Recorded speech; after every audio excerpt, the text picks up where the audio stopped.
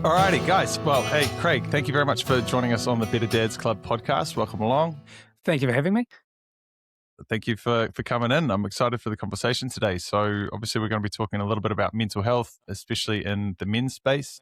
Obviously the work that you guys do and a bit about your background as well. I'm curious to find out, you're a dad, as you just sort of mentioned that your son was helping you with setting out the technical stuff for this morning, but just finding out in terms of, the relationship that you had with your dad, how things were with you growing up, how you are fathering, and I guess sort of any comparisons or differences that are there. And then also with the work that you do specifically, because you've got such a focus on mental health in the men's health space and how that's impacting guiding the way that you're raising your kids and showing up as a dad. So yeah, I guess straight into it, man. If you could just give us a little bit of a background about you, who you are, what you do. Straight into it. Thank you again for having me. I am born and bred here in Kirikiriroa, Hamilton, city of the future. I call it paradise. No one else does. I'm the youngest of three boys. So growing up, I learned very early on about resilience, about losing, because there was no sort of how would I put this? Just because I was the youngest, they didn't go easy on me, and it was golf, it was football, it was cricket, it was everything. There's much of an age gap there? 2 years and 2 years. So I'm 47. My oldest brother turned 52 this year, so I'm turning 48 later in the year, and then Blair, the middle one, is 50. And I guess he's growing up, I am the typical youngest child who loves to push buttons of the oldest child. And I could do that. And I probably still do it now, to be fair. And I'll push the buttons of my oldest brother, and then Blair, the middle brother, would be the one sort of being Switzerland and holding us apart type thing. It was great. It was cool. And I look back now and just go, they were simple times. We'd get out in the backyard, kick a ball around, play backyard cricket from sun up to sundown. I'd be mates with their mates. They'd be mates with my mates. It was just cool. And it was just sort of, and I think I look around now, we live at the end of a cul-de-sac, and in the when we were growing up, the kids would be out on the street playing whatever it might be, or out on their bikes. You don't really see that now. And that's a bit, I think, is lost with this generation now. I know I'm going off on a tangent. But yeah, I guess for me, growing up, it was great. We were a close family. Mum and Dad would every weekend pile us into a car and traipse us around all different areas of Waikato just to play sport. Cricket being summer and football in the winter. And they would just put their life on hold for us, I guess, and get out and support us, which was cool. And I guess it's a learning, and I probably will talk about it later on. It's sort of, they put their life on that much hold that I look back now and go, geez, they could have been doing their own thing, but they weren't. They did everything for us. Do you think that's a generational thing? As far as, the world was a lot bigger back then. We've got so much technology and things are a lot closer, and we've got more opportunity to do stuff and to be able to, focus on the things that we want to do, as well as being able to raise kids. Whereas, and I'm making a big assumption here about rural living as well, that, growing up in a rural community, the kids are the future, and then that's kind of the thing to do. 100%. And it's sort of, with technology and things now, everything's at your fingertip. Everything's open 24/7, really. Back when I was growing up, shops closed Friday night and didn't open up until Monday. So you had the weekend, and that was the family time. That was going out playing sport or whatever it is. But now everything's open. Everything's just there. You just do everything, which wasn't there growing up. So sort of back then it was that the community hub, whatever it was, whether it was sport or whatever it might be, was where people would go at the weekends and keep that connection. But now, I guess, with things being open all the time, we've lost that to the detriment of the community, I think, or to the detriment of connection, building isolation and things like that is the fact that everything's just there. We can buy anything we want on their phone or whatever it is. And I'm scared, to be honest, around what the future holds within that space, because I'm such a people person, and growing up I always was. I was always just wanted to be around people, whether it was mates or family or whatever it is. And even now, now that I'm, how do I say this? Not in paid employment, otherwise known as unemployed. I don't get out into an office. Fun-employed. Fun employee. That's exactly right. I do cool stuff, but I don't get paid for it. But it's sort of, I don't get out and get around people and see people and just, I could just be in an office or in a cafe and people are mingling and whatever. That's enough for me. But it's when I'm isolated within the house or whatever it is, Monday to Friday, my wife's working, son's at school, and I'm not seeing people. If that sort of 3-4 days, I'm like, oh, geez, what's going on here? And I think that's the way we've gone with everything. So end of our fingertips with the phones and stuff. And that's why I try, and this sort of leads into what Mates is about as well, why I try and build moments or create moments that really matter, create moments where it brings people together, whether it's pickleball, whether it's a golf day, whether it's quiz nights, whatever it is, it's just getting people together and connecting and having conversations and seeing each other and having laughs or whatever it might be. I just think we've lost that as a society in the last, and I can actually, you can pretty much pinpoint when it was 6 years ago. Yeah. And it's the isolation, the loneliness, and that's why, I mean, Mates was brought around because of my journey with mental health and nearly being one of the 60 blokes we lose to suicide every hour globally. Luckily, I was saved, and I found physical I was always physically active, but when I was in crisis or mentally unwell, I lost that. I didn't want to play sport. I didn't want to go for runs. I didn't want to do anything. So I refound that to help build me back to where I am today. And it was getting back into team sports and physical activity that really did help me. And from that point, when I was within hours of not being here and having a conversation with my brother, I vowed that, hey, if I can help myself, if I can help others, I don't want anybody else to feel the way that I did at that point in time. And that was sort of when Mates, the flicker of Mates started. And then there are a couple of high-profile suicides, a couple of friends took their own lives. And I was just like, look at this. And there's all this talk about when money needs to go here, money needs to go here. We need to be doing this, we need to be doing that, but there's no action behind it. And I'm really action-orientated. And it just pissed me off that there was so much talk. And it was like, oh, you've got to put millions of dollars here or whatever it is. And I'm like, nah, you don't.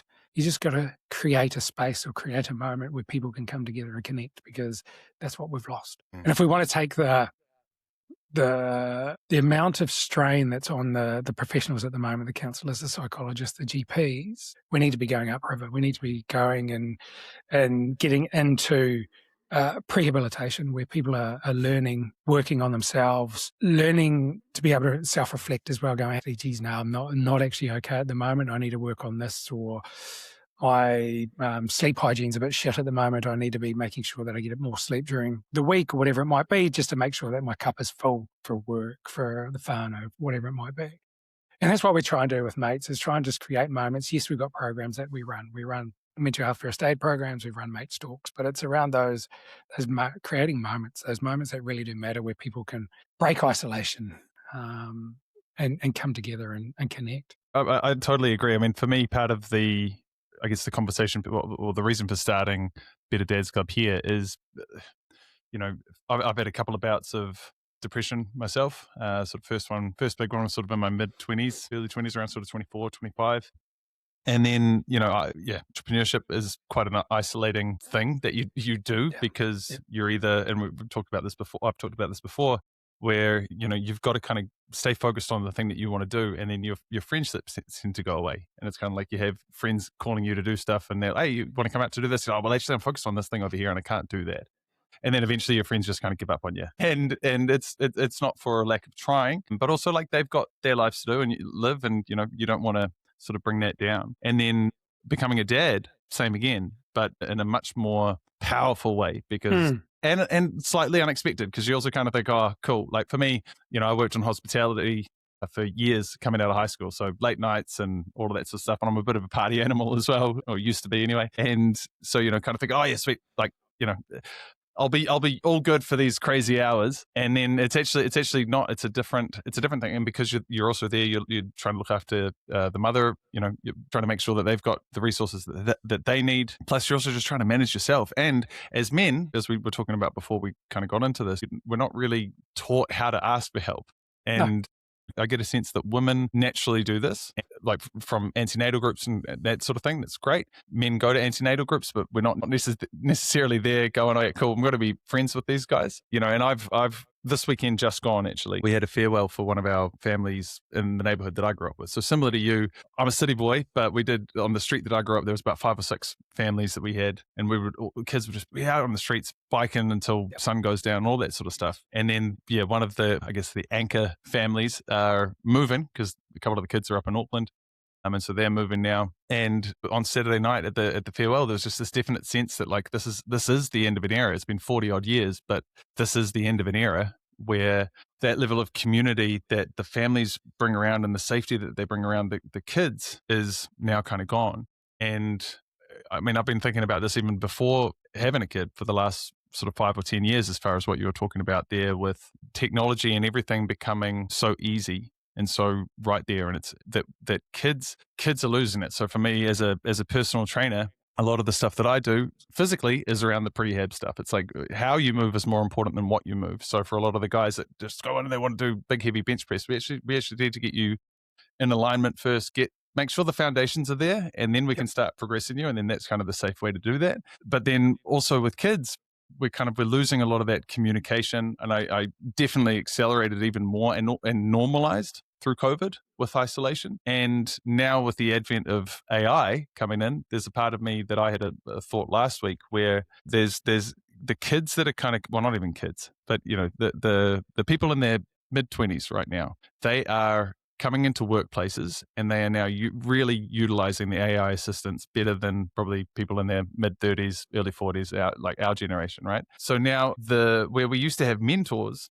and there'd be a human touch to it, now the people kind of coming up in the roles, they don't necessarily need a human mentor because they can just converse with this artificial intelligence that has all the answers because it's open all the time and it's been fed all of the information from all history and all time as far as we know it. And so they're gonna have this acceleration on potentially efficiency, but then at the same time there's a reduction in how do we talk with elders, and then what becomes the place for the elders if we're almost kind of written off. And we all know teenagers and people in their early 20s, like we're all there, right? Like we're all kind of like, I know more than everybody else.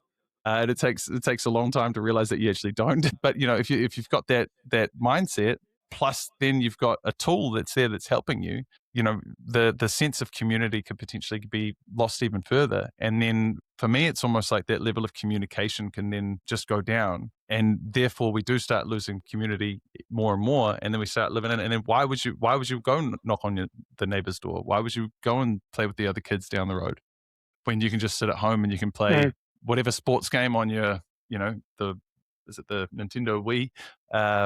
You can talk to people all over the world, or even not even people. You can talk to an artificial intelligence, something that's going to be there telling you whatever you want. And I'm sure you probably know a lot of the statistics on that as far as where AI has been talking people, and there's been suicides in the US because of that level of influence. I guess I believe that there will still be the need for connection.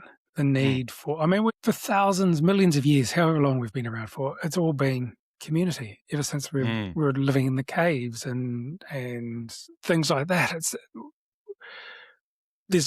Our brains won't lose that. So the elders or the mentors are still going to be needed. Those that have been in the organization for 20, 30, 40 years, yes, they're going to hold a hell of a lot of information. You can have the young kids coming up that know how to use the AI, but they can learn from each other.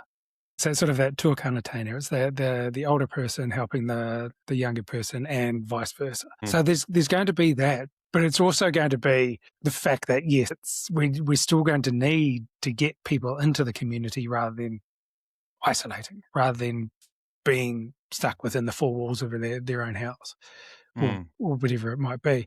And I think and you sort of touched on it as well, sort of that entrepreneurship, becoming a father, it's even going up the rung at work, whatever it might be, sort of that 35 plus age group. And I've talked to multiple people about this. It's like, geez, it's hard to make friends when you're sort of after 35. And it's sort of like, well, actually, why do you think that is? Because the focuses change. And that's where you've got the kids, if you've got kids, younger kids at that age, you've got your career, where you're putting a lot of time and effort into that. And you just start to lose contact with the friends. For me, being very extremely sporty growing up, you sort of get to a level and 35 your eyes start going, hand-eye coordination starts to go a little bit. And there's nothing after, there was nothing after that age group. You sort of play Premier cricket or whatever it is, then you can slip down into A's, B's, da-da-da-da-da. But it's like, well, actually, what is there for that generation or the older players? They want to keep playing. And it's only been in the last probably, 10 years or so that it's really started to take off into actually getting more of the 35 plus males into getting back into sport again. And it's even, and we talk about it within Movember as well. It's sort of, well, if I'm going out and playing a 4-hour round of golf, or if I'm going out and playing a half day of cricket, I know that I'm going to come back home a better father, a better husband, a better friend, because I've filled my cup. We have to be a little bit selfish sometimes as well, because we're always emptying our cup for those around us. And if we're the stresses of work, the stresses of not sleeping well, the stresses of not eating well, the stresses of having young kids in the house that are firing up, the stresses of emails coming in, projects, all these micro stresses that are heaped on us all the time, if we're not having something to ourselves to de-stress, then those micro stresses will turn into something bigger. It turns into your anxieties, your depressions and things like that. So it's like, well, actually, we need to be selfish. We need to take that time for ourselves to fill our cup up, to make sure that we are the best versions of ourselves for those around us. I'm a person that just loves to help and give and things like that. But I also know that, geez, if I do that too much, I'm going to become ill. I'm going to, because it's as cliche as it is, you can't pour from that empty cup. So it's going to making sure that I am filling my own cup and looking after myself and focusing on different parts, different areas of my own well-being. It's taking that whole holistic approach and going, actually, why am I feeling this way? I didn't eat that well, or I haven't slept well. What can I be doing different? Or I haven't got out for a run or a bike ride in the last couple of days. Maybe I need to prioritize that to make sure that I'm actually going to be okay. And I guess this comes back to the whole prehabilitation piece as well, because at the end of the day, there's nobody there that's going to come and ride in on a horseback and save you, because we've got to look after ourselves. And I heard a great analogy the other day. It was around, if we bought a car and we only had one car for our whole lives, what would we do to make sure that it's okay? We would make sure the tyres are changed regularly or pumped up. We'll make sure the oil's topped up. We'll make sure that we go and have a warrant of fitness. We'll make sure that we go and do all these things. So, well, why aren't we doing that with our bodies? We've only got one of these for a short amount of time. Why aren't we looking after ourselves internally and externally? Yes, getting to the gym, PT work and things like that. But also, why aren't we doing that mindfulness? Why aren't we looking after ourselves in a way that we would if it was the one car that we might have for our lifetime? So it's going, right, actually, we need to be selfish. Yes, we need to get better at reaching out and asking when things aren't going well, but it's also being self-reflection, I should say, and going, well, actually, I know there's a whole bunch of stuff coming up. What can I do? What's in my power? What can I control that makes sure that I get through that tough time or whatever it might be? I know for me, winter sucks. I just don't like it. So it's just making sure that, hey, what am I doing? I'm staying physically active or reading or making sure that if there is sunshine during the day that I'm getting out into it and things like that. Because just... Do you put time in, like, do you schedule time into your weeks or to your months or even into your seasons for that? Like, and then to kind of to plan it and looking ahead, as you say, winter sucks. So that's 12 weeks of darkness and cold, rain. Yeah, in terms of like locking that in, because as you say, like a lot of people, we don't have that reflection. And especially if you are a business owner, you're thinking about other people. If you're a dad, you're thinking about your family and your kids. If you have, if you are already doing, like in a sports team, or you are already doing stuff, it's kind of like, well, where's the time? So how do you structure it around, or do you have any tips for people to do that? There's always time. And it's, I think it's probably just now built into my everyday, what I do. So it's sort of like, yes, I'll get up and I'll train or train after, I was going to say train after work. I don't work. Now I've got time, so I can just jump on the rail or jump on my bike, whatever it might be, during during the day, but it's sort of, I don't structure it because I also know that shit happens, but I also do know that, hey, during the week, I need to train probably 5 times during the week, or get out into nature a couple of times, whatever it might be, or chat to a friend, or get out and just be around people once or twice a week, just to make sure that I'm topping up and being in control of what I can control, and putting the phone down, because that's the worst thing. And I guess that's for me, when I was working, it was like, these are my work hours. After that, I'm not going to take emails. I'm not going to send emails. I'm not going to work. I probably did more than I should have, but I was like, well, actually, I need to make sure that I'm not doing this, because at the end of the day, what's it going to achieve? Nothing. It's nothing that I can't get to tomorrow. I want to be present. I want to be where my feet are right now for my son, for my wife. I don't want to be going through and going, oh shit, there's an email from such and such that I've got to get to tomorrow, and then that ruins the night or whatever it might. So actually, no, let's just park that and we'll get to that tomorrow. Work's always going to be there. Work's always going to be there. Yeah. Look, I agree. And as much as I try and do that myself, there are definitely times where, it's like in the back of your head, that email's there, and it's obviously there's different personality types and different. So for some people, it's probably very easy to just switch off and do that. Probably for the entrepreneurial mind, it's more like, okay, we've got to get this done because we've got to move on to the next thing. So in terms of when you say, okay, cool, park that, obviously easier said than done in most cases, I would say. So do you have a process on how to park that, or like if those thoughts or that stuff's coming back into your head while you're trying to be present? Like, is there something that you do? I mean, there's a couple of techniques, but it's sort of, if it's one that's going to raise my anxieties, or it's even if I do this, if my son's starting to arc up a bit, or if I'm having a conversation or someone cuts me off in the street, whatever it might be. And it's the physiological sigh. So it's that big deep breath in, then a second top up of the breath, and then a long exhale. Could you give us a real life example, please? Real life example. Right here, right now. Through the nose, big breath in, and a second top up. Just a big exhale.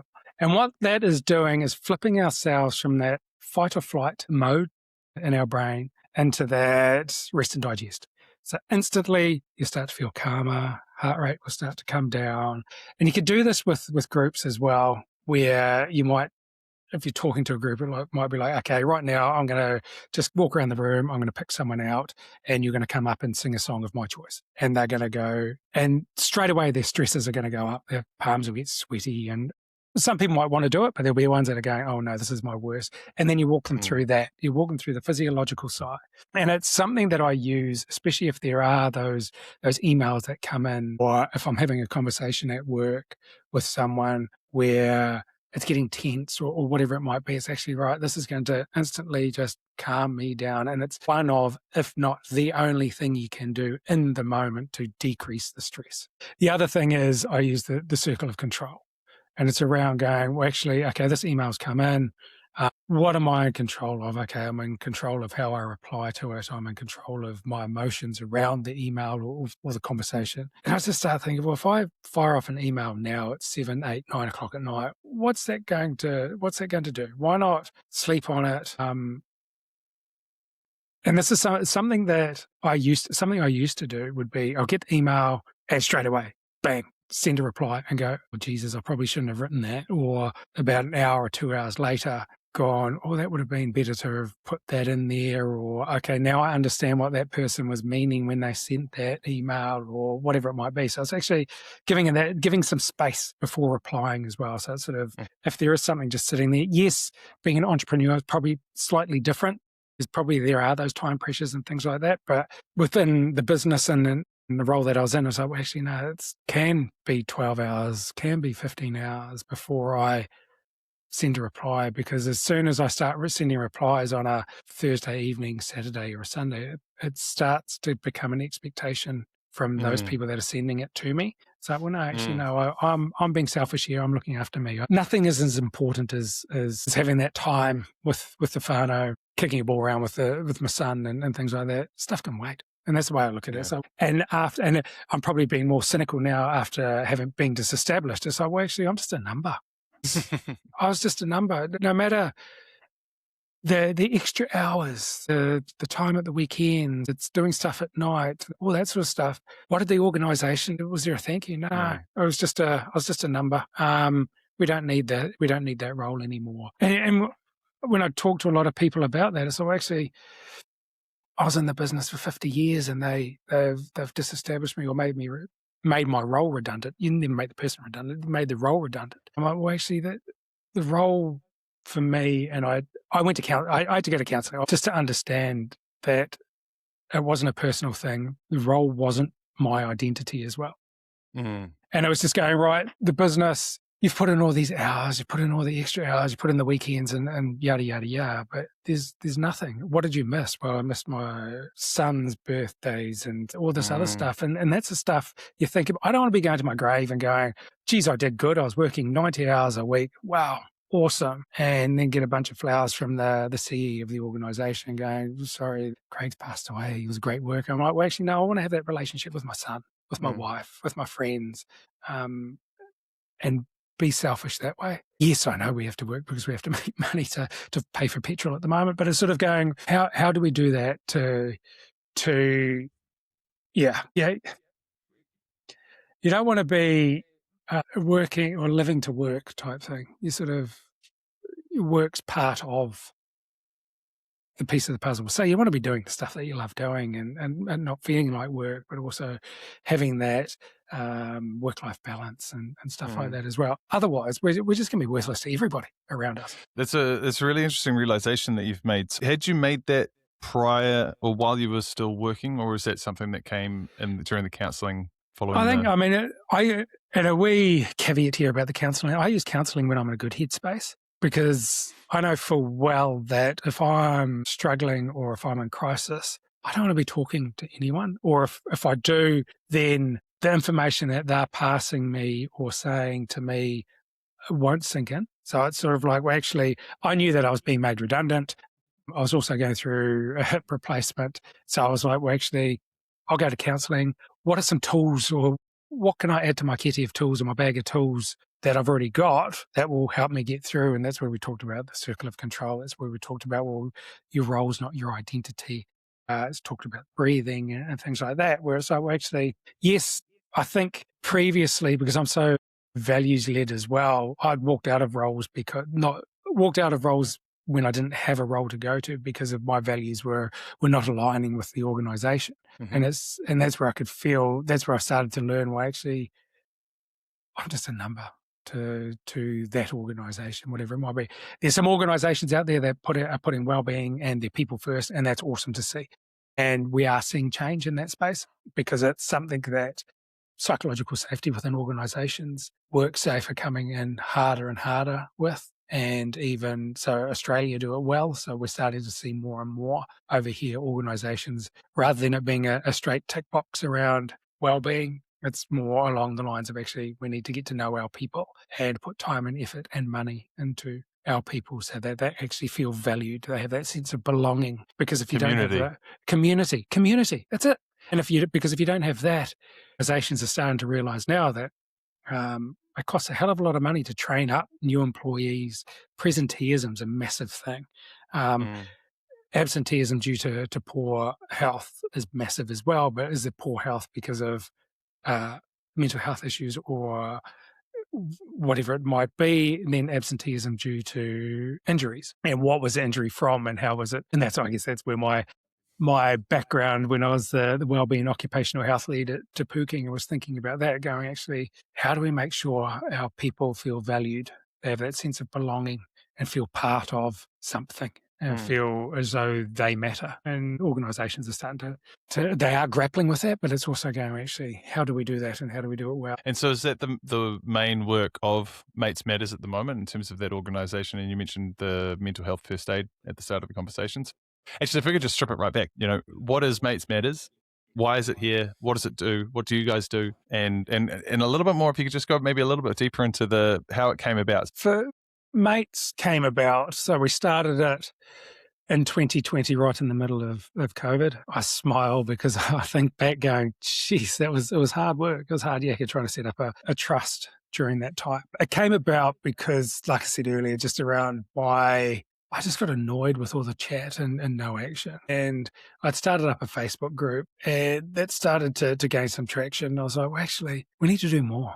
Let's do more. So when I first founded Mates Matter, it was around providing programs to the community and at accessible rates, because a lot of the time programs within the mental health space or any program costs a lot of money, and organizations can sometimes pay for it, but they aren't the people that we're wanting.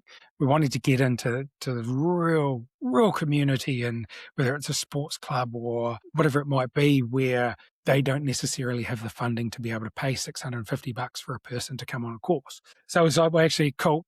We locked in the program, which is the mental health first aid program. Great program, 2 days, and it talks people through, I guess, in the similar way as being a physical first aider, that if someone is chopped a finger off or whatever it might be, you're making that person safe until the professionals arrive, till the ambulance arrives. So mental health first aid is very similar. So it's identifying, understanding those that are in crisis, but also then being able to signpost them in the right direction and being that safe space until professional help arrives. So we started doing that program, and it was just kept on building and building. And then other communities, groups would start coming to us going, actually, do you want to collaborate? And things like that. And we did a Pilates on the pitch last year at Seddon Park, where 42 blokes came together and did Pilates on Seddon Park, which was just unbelievable. We've just run a golf day. And it is, the more I think about it and the more I've seen, community is where it's at. The amount of, yes, you can run programs, you can build capability in the community, but if you're getting people together, those conversations just happen naturally. And being a Movember ambassador as well, and the chairman of the Movember Cricket Club, I've seen firsthand how that works as well with sport. We've had over 100 blokes come and play for us over the last 5 years, I think it is, that we've been around. And it's just getting people out and getting them into a safe space. And that's what we're really about, is trying to get people to come together, to provide the tools, give communities the tools and build the capability and that mental health space, but also to provide the moments where people can come and have a connection with others, which they might not necessarily do. I know Alan Carr talks about this a bit, or at least I've heard him talk about this a bit in terms of, men check men. So the pub is a great place for men to 100%. check each other and go and have that. Yep. Obviously, right now I see, even in my generation, I've seen the idea, and there's a couple of my clients specifically who, have seen have lost their parents early because of the lifestyle that they lived, was smoking, drinking. And I think, and we're seeing less and less rates of alcohol use with sort of teens and kids in their people in their early 20s. So it's almost like the generations are kind of moving away from that idea of going down to the pub just for a quick drink. Are you seeing a similar thing with the men that you're working with in terms of a desire to improve their health by reducing alcohol, or even kind of just stopping alcohol completely, and then having that without having kind of that meeting place of the traditional space of the pub being the place to go, and now this being a replacement for that? Yeah, 100%. And it's because it's so bloody expensive to go and have a beer now anyway. I mean, I saw a meme, a little meme the other day. I might put it, if I can find it again, I'll put it up. But it was just a fake newspaper article. And it was a picture of a guy holding a beer, and the title was "Wellington man buys a beer at $19 and pretends everything is fine." Oh no, it's madness. But I guess that yes, and everything in moderation as well. And I talk to the guys at Good George often about this, because it's like, well, alcohol gets such a bad name because the stuff that we see in the paper and things like that. And I mean, at the end of the day, it's not good for us if we are out every Saturday night drinking our body weighted beer or whatever it might be. But it's everything in moderation. And those spaces, the pubs, are where men congregate. But it's also the sports clubs. And the sports clubs are, I think, the hub of communities in some respects. And whether it's the golf club that's in the middle of absolute nowhere, where the farmers will go to on a Saturday and play golf and catch up afterwards, or is it the rugby club or the football club or the hockey club or whatever it might be, those are the places where people feel the safest, because that's their people. we talk about well-being in organisations and how people should be opening up and talking more and yada, yada, yada. But sometimes it's like, well, actually, I go to work to get paid to then go home. I don't have anything in common with the people at work. Whereas the people that I go and play cricket with or play football with or go and play golf with, they're my people. That's my clan type thing. And they're the ones that I'm going to have the conversations with. So that's why we try and get into sports clubs, or I keep talking about sports clubs. It could be any club.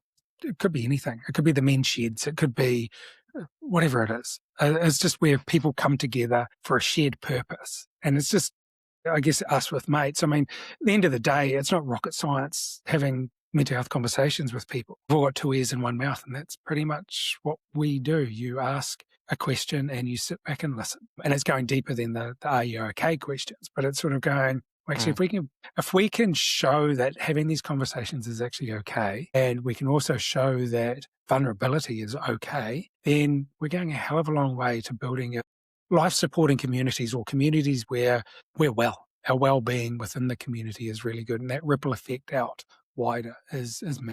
So for people who don't know how to have these conversations or wouldn't know where to begin in terms of, like for me, in my experience of my own journey, it's very easy for me to be open and vulnerable with my friends. And I know, like, I've been in a men's group for the last since January last year. So what's that, almost 15 odd months. And, that's a lot of that is the teaching of lead with vulnerability. Hey, this is impacting me. This is how I'm feeling. This is far out, man. Like, this happens, this global event has happened, and this is how I think that it's going to impact me. And this is actually weighing me down. Or I've had this incident here with my co-parent, and then that's kind of affected me this way. And, it's quite, like, I've got a very cool group of friends, or a couple of different groups of friends, but a cool group of friends late last year where something quite horrific happened conversationally. And I put it to the group. Like, I was struggling for about a week and a half. This is in November, and I was maybe having like 2 to 3 hours sleep a night for a good couple of weeks. And I was breaking down, and there was nobody to talk to, but I just knew that, as what you were saying before, that nobody's going to come and save me. I have to put my hand up. And as soon as I put this message into the group, like, guys, this has happened. I didn't give them the full details, but just, something happened a couple of weeks ago, and it really shook me like this. And this is how it's been affecting me. And this is where I'm at. And it was almost like as soon as I did that, this big weight lifted, Yep. and I was like, okay, cool, I'm getting it out. And how did the friends react? Yeah, really positively. Like, yep. I mean, it wasn't like a couple of them. So from the group chat, a couple of them reached out to me one-on-one, just to be like, hey, like, I'm here. I mean, if you need help, which is really lovely. And I mean, there's no expectation on anyone. Like, I'm not expecting. It's just more like, hey guys, I'm feeling this. Hey, you know what? Actually, it'd be great to hear if anybody else is going through some shit as well, so I don't feel like I'm the only person in the world going through this, which is part of the depression, right? It's part of that isolation feeling. Like, I feel that for me, depression was like this big black hole in the middle of my chest, and that's kind of, it's a solar plexus. So on the sort of the Eastern philosophy side of things, that's your center of self and your self-worth. And so when there's this black hole in the middle of your chest, there's nothing there, and you're feeling pretty worthless. So, but I mean, even going to the pub, there's some people that, it is the going to the pub and having a few drinks, and I've connected with my friends, but they still haven't necessarily got things out or processed. And there's a lot of people that are missed, right? I had a friend of mine from high school, sadly, commit suicide earlier in the year. And, he still has his friends and everybody's there, but it's still relatively, everybody's in shock. And we're kind of like, what did we miss? How are we not seeing this? And the crucial thing here is how to have those conversations. And if you've got, are there any particular questions other than, how you going, bro? Are you all good? Everything all good? Oh yeah, all good. Cool. Yeah. And sorry to hear about your friend, but I guess one thing we also, we can't think, oh geez, what could have I done? Or what should have I done? I can't believe I didn't see it. So sometimes you just don't. There's an acronym, and it's one that Are You Okay out of Australia use. Movember adopted it. Mates Matter have adopted it as well. It's really easy. It's ALEC. So what it's about, so ALEC, ALEC. And we've adopted it, and we're saying be a smart ALEC. That's what I was nice. Mum and Dad, growing up was, Craig, you're bloody smart, Alec. Now I can turn around and go, actually, I am. On brand. Yeah, exactly. So the A stands for ask. And it's going further than are you okay? Because the amount of times we've been told weekly, daily, Ollie, make sure you check in and asking, are you okay? So actually, what's the usual answer we get? It's like, yeah, nah. Oh, yeah, nah, I'm all good. It's like, well, actually, no, you've got to go deeper. So what we talk about when we're talking about asking, it's reflecting stuff. So it's reflecting what you may have seen. It might be something that you've heard. It might be something that you've just noticed. And it might be something that, hey, you've just got this gut feel. So something you may have seen might be they're not actually been at the pub or the catch-ups, or they've been really quiet in the WhatsApp group for a few weeks where they're usually the one with the inappropriate GIF coming through or whatever it might be. Things like that, they might be looking a little bit more disheveled than they usually do, where they're usually clean-shaven and take pride in their appearance, where they're not as much. Now they're a lot more standoffish. It's one of these things that reflecting what we're seeing, or like I say, with hearing, it might be you've picked up on just a couple of comments that they've made. You might know stuff that's going on in their life. There might be financial issues. There might be relationship breakups or work issues or things like that. So it's going, hey, mate, I understand that, for example, and someone did this to me a few weeks ago, just on the phone, and it's like, bully. And I was like, that's what everyone calls me, apart from my mum, if I'm being naughty. So you're a bully and a smart aleck. Yeah. So it's just phone me out, bully, how you doing, mate? And I was like, and I gave it straight away. Yeah, no, I'm all good, man. How are you? And he goes, no. Okay. So he's as subtle as a sledgehammer. He's like, mate, you're redundant. You don't have a job.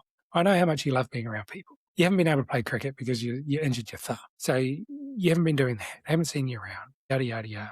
And I was like, oh, shit. Okay. So he's seen things in me. And straight away, I've just started talking and going, actually, mate, yeah, not having a job, it's not exactly the easiest thing in the world, but I've got these plans in place and the cricket stuff. And at the end of the day, yeah, I'm probably okay, but I'm not doing great. And we just had this real good long conversation. I had the conversation. He just sat back and listened. And that's what the L's all about. It's just listening. When we're listening, like I said before, as cheesy as it is, we're two ears in one mouth, but we're listening to understand. We're not listening to fix, because what we do as males, we just, you know exactly what I'm talking about. We 100%. just jump straight in. It's like, well, oh, geez, mate, you should do this. It worked for me. Go for a run, eat whatever, or get 23 hours sleep. You'll be fine. But so actually, no, because what works for me isn't going to work for the next person. So it's just listening to understand what they're going through, and then reflecting that back as well. Okay, this is what I'm hearing. It can't be easy. And then it's just the E standing for encourage action. So that's around those small things. Okay, have you felt like this before? What have you done in the past? Is there someone at home you can talk to? Have you tried physical activity? Here's a breath that you could try if you're feeling stressed. Just things like that. Just encouraging, and it's not giving them new ideas and go, hey, you should do this because it's worked for, I heard it on a podcast and that person said this will work for you. It's well, no, actually, what have you done in the past? Or work with them to come up with a plan. And then the C stands for check-in, and this is really important because sometimes when we've had these conversations, especially in the work environment, you've gone through asking, you've listened, you've encouraged action. The checking in gets forgotten about, because everyone gets so busy, and that person walks out the door and they go about their day. So actually, hold on, I opened up. I was vulnerable to Craig. I don't know if I feel a bit strange now that now what? But if you go to that person, hey, and this is what my mate did. He goes, mate, I'm gonna phone you up in 2 weeks' time, and we're gonna go and have a coffee, and we're gonna catch up, and we're gonna chat about this some more. Because so do you think that I guess that's the accountability piece, right? So yeah, exactly. Because if you're doing the encourage action, and I've said I'm going to, if it's at a point where I need to go and seek professional help, or if I said that, hey, I'm going to actually make physical activity, I've let that slip. I'll start getting back out and running. If someone checks in on me and goes, hey, Craig, you said you're going to go for 3 runs a week. How's that been going? It shows that they listened. It shows that they care as well. But then it's also that accountability piece where, oh shit, no, I didn't. I'm still feeling a bit low. I need to go and do something. So yeah, and it's really, really, really simple, really simple to have this conversation. And it's not. And it's not, Jesus, there's no perfect way. There's no perfect words. There's no shit. Sometimes might feel clunky or whatever, but it's just, if you're asking a question of someone, go deeper than are you okay? Because it shows you care and it shows that you have concerns. And sometimes they might turn around and go, mate, you're dreaming. I just wanted to grow a beard and look shit for a couple of weeks because I don't have anything else to do. But it's just, I mean, heaven forbid, what the worst that could happen if you don't ask is they're not here. And sometimes it's when you have asked that question, embrace the silence as well. And one of the things I talk about, especially around that listening piece, is embracing that awkward first date silence where you've asked a question and you just get this blank look. Don't fill that space. Don't start talking. Just wait. And it might take 10, 15, 20 seconds. Might feel uncomfortable, but what that person's doing is thinking around, how am I going to answer this? Okay, Craig's seen something. Do I want to tell him everything? Is Craig a safe space to have these conversations with, especially this is in the work environment? Is Craig a safe space to have these conversations with? Craig's the one that's caused the issues. I don't want to talk to him. But it's just one of these things that it's embracing that quiet and let them think before they'll answer, they'll talk. But it's also, and going back to your point before, I think if we're asking people to be vulnerable, we have to show vulnerability as well. And it is around that, hey, geez, things are a bit shit at the moment. This is what's been happening for me. How are you? I've noticed X, Y, Z. I know it's easy to talk about, but it's I mean, it's something I do every day, so it's something I'm used to. But it's just going, right, how do we do this? Well, that's what I mean, right? It's you've obviously got the reps in. To a degree, I feel like I've got some reps in. I'm probably lacking a little bit on the follow up with other people, but it's because I know I've got a lot of things going on in my life that I'm just trying to sort out to get my my house in order.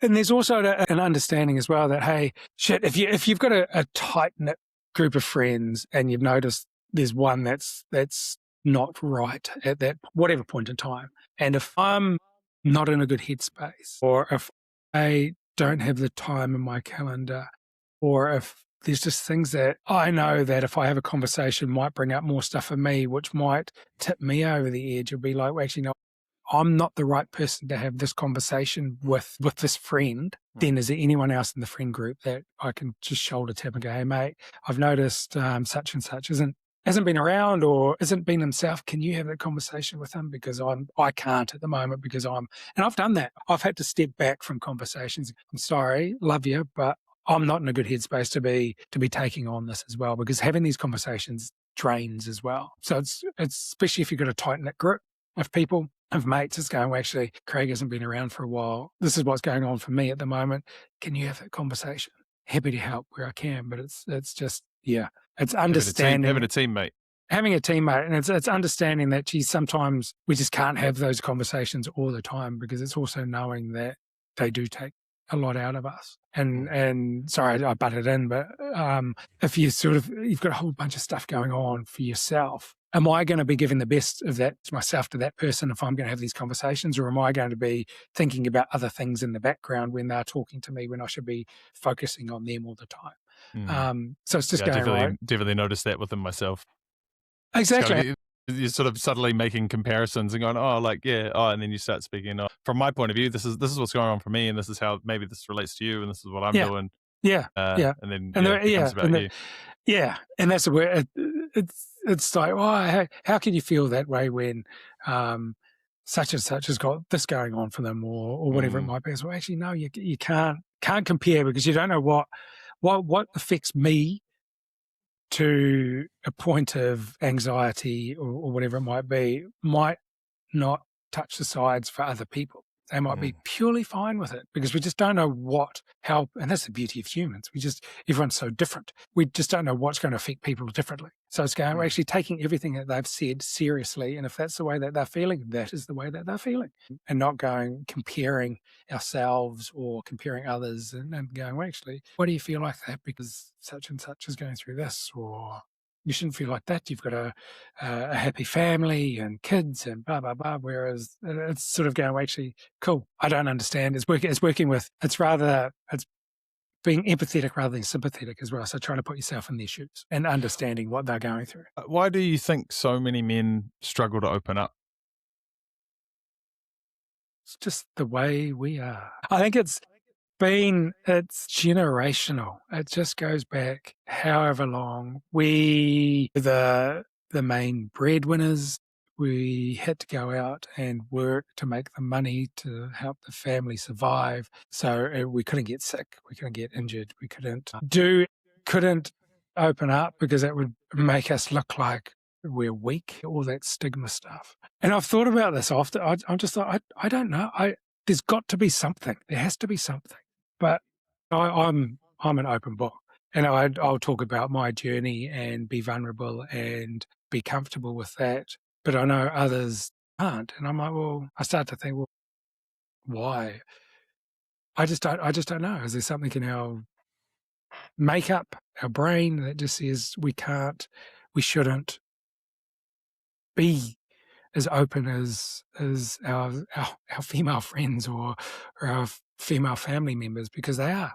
Because you know for well that if a group of females go out for a night out, they're going to help solve each other's issues. Whereas blokes will talk about the rugby or the cricket and we don't go deeper. We just, for some reason, we close off and shut down and don't want to feel vulnerable and feel like, I don't know, growing up and going to an all-boys school, you're a pansy or whatever, your name called or whatever it is if you show any sort of emotion. Hell, even if you're a top in one of the classes, you're called a tryhard. It's one of these things that's like, well, actually, people just keep battering us down. Why would we want to open up? Why would we want to stick our head above the parapet and have the opportunity of people not having a go, but sort of belittling us for opening up and saying, oh, actually, no, well, this is how I'm feeling. This is the way I feel.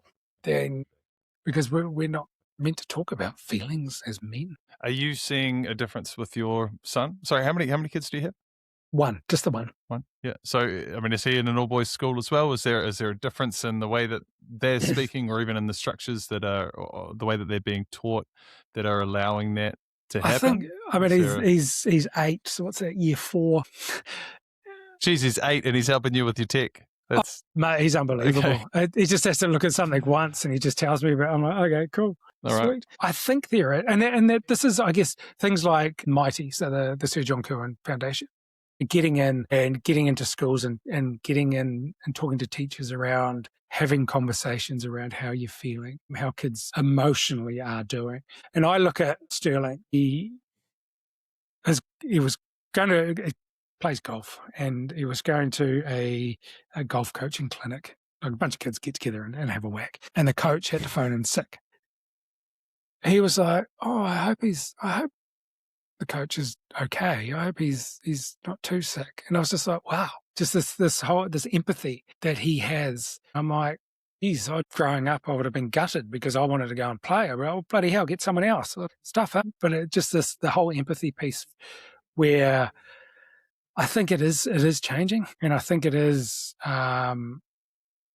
coming through teaching more around the mental health space. Whereas, so where does that come from? Yeah, where does that come from for him? Is that something that you guys, as parents, or even as a dad, that you were quite actively working on with him from a young age, or is this something that's come about more recently because of the work that you're doing in the last sort of 5 or 6 years? I think it's a bit of everything. He's getting that shot of testosterone at the moment, so he can wind me up, and I have to make sure that I don't wind up as well, because that then also just causes grief, I guess. And I can see as well that he goes to school, and we talk to the teachers, and he's a great kid, and the teachers love him, and he comes home and then just lets everything out. But I've had to come to understand that because this is his safe space, that's what he's going to do. He's just going to let things out. He's going to throw things around, or he's going to shout and and just let it happen, and then have a quiet conversation. My wife is absolutely brilliant at it. Just have a quiet conversation with him, get down at his level, and just have a chat to him. Whereas I'm still learning that as well. because I think growing up, home was my safe space. I would go home, be a little pain in the butt or a smart aleck, and I'd cause grief because I would just wind my brother up. He'd be shouting there, and then shouting from mum and dad that we were just annoying them and things like that. It's like now it's actually coming to understand that I've got to give him that time to decompress from a day at school and do that in a safe space. And I think, do you mean physically, like giving? I think physically and mentally, because I think he bottles, and I think kids do this. They just bottle things up at school. But it's not just him. I think I've talked to a whole bunch of parents about this as well. They just bottle things up and they just sit there and they get told what to do, and they sit down on the mat and they listen and they do this, they do their writing, they do their maths, and yada, yada, yada. Come 3 o'clock, they come home, they hit their safe space. And it's like, and then they just run riot for however long. And I can look back and I can see in him, I did exactly the same thing. And I don't know, we adopted a kitten from the RSPCA about a month ago, and I got a bloody manual like that when we brought him home. So, okay, this is what you can do for feeding, this is what he might, or this is how you treat them, and da-da-da-da. When we brought Sterling home from the hospital, bring him home, plonk him down in the middle of the room, it's like, shit, what next? You don't get a manual being a parent, and it's like, it's trial by error.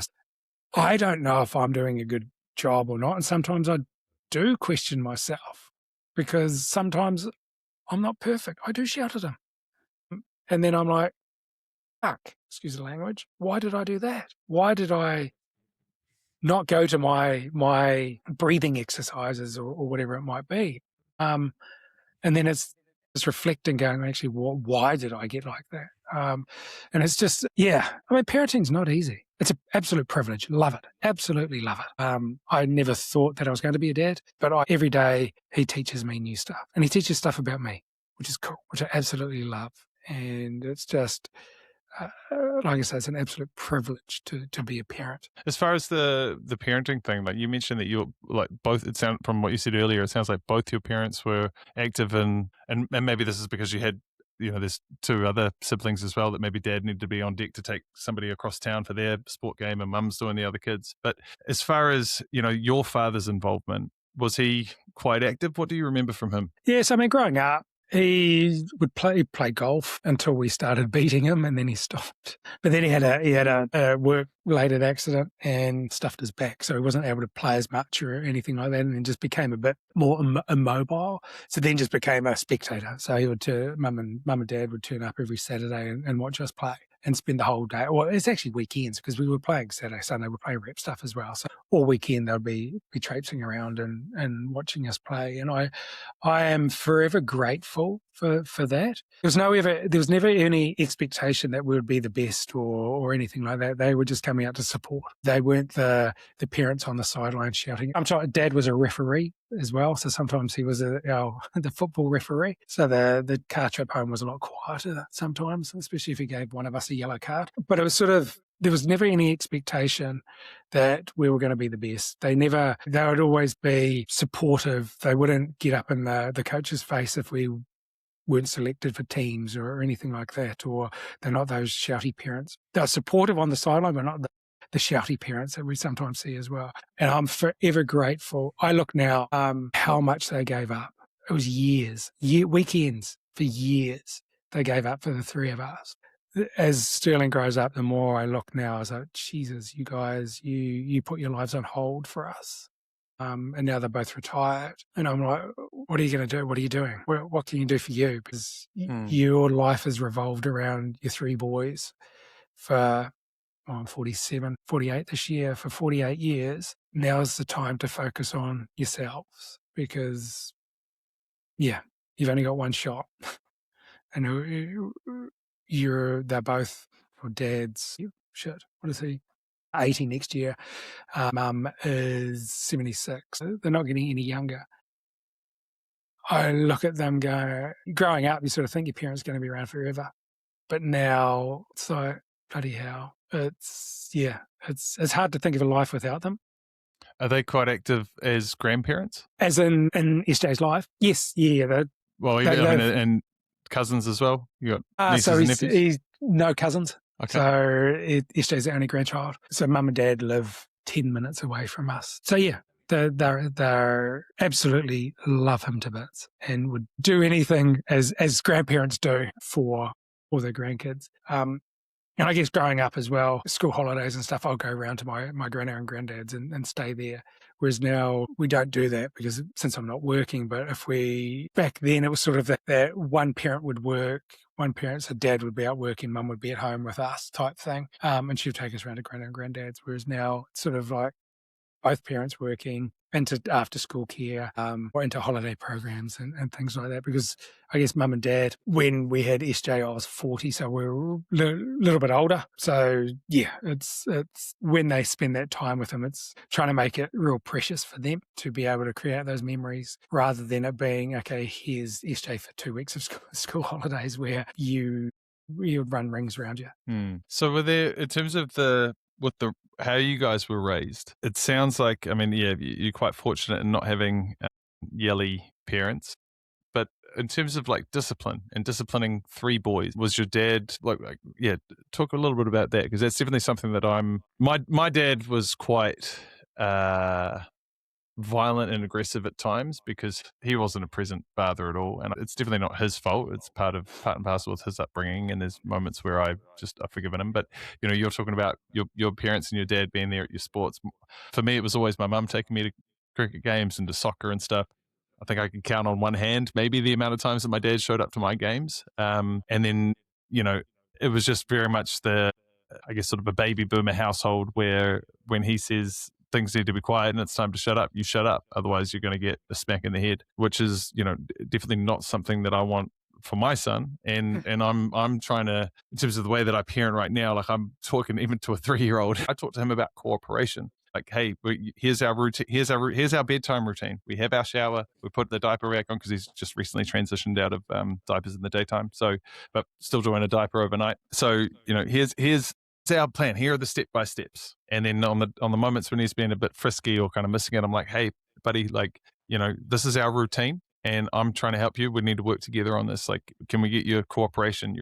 I hate using the word, you're a big boy now, but, I like trying to say, like, you're growing up, you're getting, you're developing more. He's had so many experiences where, like, he's practiced a lot of bravery. Like a couple of weeks ago, he went he crawled into this tiny space under one of the decking pieces at his kindergarten to save somebody's keys because their baby had dropped a set of keys through the wooden thing, and nobody, like, I would have gone in, but I was just too small for me. But I was like, oh, Felix, I wonder if you could get in there. What do you think? And he was like, yeah, I'll give it a go. And he stepped up. I wasn't expecting him to do it because there was a spider web right there, and he's usually a bit like, nah, I'm not going anywhere near it. But he did it, and it was just that thing of like, so it was bravery, mate. Like that's you're feeling the fear and you're doing it anyway, as the old book says. Yeah. And that's courage, and that's that's part of like making those choices and cooperating, and you're helping out the community. So I'm trying to get to this point where and then there's other models of setting like gold stars or even just straight up bribery. Like, we're not doing that unless this. And sometimes I'll do that. Like sometimes I'll say, he'll want to eat something, and I'll say, well, when you finished your dinner, then we can have the conversation about that after this bit's done. Yep. Which I don't necessarily see that as being bribery. It's just more of like a focus plan and just trying to get him ingrained. As far as like the disciplining thing, like there are definitely times where I've raised my voice a bit, especially when it's after a toilet and you need to wash your hands, and then he's coming out and he's like just touching everything. I'm like, oh, like no, like we got to wash our hands. So and there's moments, and we're only human. And to your point, like, 100%. How did I do that? And what was the thing? Like, yes, we've got other things that are on my mind. And I definitely know that if I'm not slept, or if I haven't moved well during the day, or like, those are kind of my 2 key parts of my barometer. If I haven't had enough exercise, or if it's been like 3 days and I haven't had exercise, then cool, I'm probably going to be a little bit more tetchy, a little bit more in the end. Yep. But then also knowing that and going, cool, I'm going to just breathe and just calm and okay, and then get down on his level. I mean, I'm 6'5". He's actually like shot up 2 inches in the last week and a half. I swear to God, he's up to my hip pretty much at 3 years old, but it's still getting down to his level and just trying to talk calmly and be like, buddy, like, this is why this has to happen. And here's our routine, and this is the structure, and this is how things go. So I guess, in terms of like disciplining, it sounds like you guys might have, and again, correct me if I'm wrong here, but it sounds like you guys might have had a pretty unique way of being disciplined from your dad. Don't get me wrong. I was scared of my dad. I was scared of him because I knew that if I overstepped the line, that I'd be pulled back in, and I'd only do something once because I just knew that. And he's mellowed a lot, but I think there's always that unconditional love. Mum's affectionate, Dad's not so much, which is fine, which is all good. That's the way he was brought up and things like that. But I think when I say I'm scared of it, it's not because I was going to be black and blue or anything like that. Because I didn't want to do anything that would let Mum and Dad down. And it's that whole I'm not angry, I'm disappointed piece. And knowing that I'd done that, if I'd disappointed them in any way, I was gutted because even at a young age, knew how much that Mum and Dad had put into the three of us, that if I did something that went against what they thought was right or whatever it was, I'd suffer the consequences, but I'd be more gutted with myself as well, and annoyed with myself that I would do something like that. So I guess, I didn't really want to push the boundaries too much as well. Boys do. We do, but I wasn't outrageous. I wasn't doing dumb things. Was there a clear set of rules laid out for you guys when you were growing up in terms of this is what's happening in the house? You just know. You just knew. It was just one of these things that you just knew that. Yeah. We knew what right and wrong was from an early age. And it was, if you did something wrong, you'd know about it. So you just didn't try to do too many things wrong. But we were also allowed to make mistakes as well. So it wasn't always it's not you've done this, blah, blah, blah, blah. It's why actually learn from it. Just don't do it again, because it'll just be dumb. But then it's a part of the, like, did you notice that when this happened? Yes. Yeah, exactly. And there probably are moments like that I can go back to where they've shaped how I father now as well. And I just think it's one of these things that, like I said, there's no manual. I still grapple every day. Shit, am I doing the right thing? He's not eating his dinner like his mates are eating anything, whereas he will eat a peanut butter sandwich. He's growing. He's healthy. He's got a roof to live under. And I just think, like I say, it's the growing up with the two older brothers and Mum and Dad was. I am thankful. I am extremely thankful because I see families now, and even friends when I was growing up. I was probably privileged in a way that we were such a close family. We did not monetary wise or anything like that. It was just that whole mum, dad, and the three of us go away on holidays, go camping or whatever it might be, or having mum and dad at sports games and stuff like that. But yeah, I think I've just got a huge amount of respect for mum and dad for growing for having the three of us. And I know full well, they pretty much had a seat at A&E for me because the amount of times that I put them through hell with that sort of stuff, broken arms, broken legs. And then, so going back to how mates started, the day that I was going to take my life was my mum's 60th birthday, because I thought that me not being here was going to be the best birthday present I could give her. I look back now and realise how sick I was, but I'm just like, geez, Mum and Dad, they gave up their life for the three of us, and that's what I was going to do, because the amount of pain that I was putting her through, but also the others as well, everyone else as well. Yeah, I look back now 40 odd years and I'm like, shit, we had it pretty good. Not pretty good, we had it very good.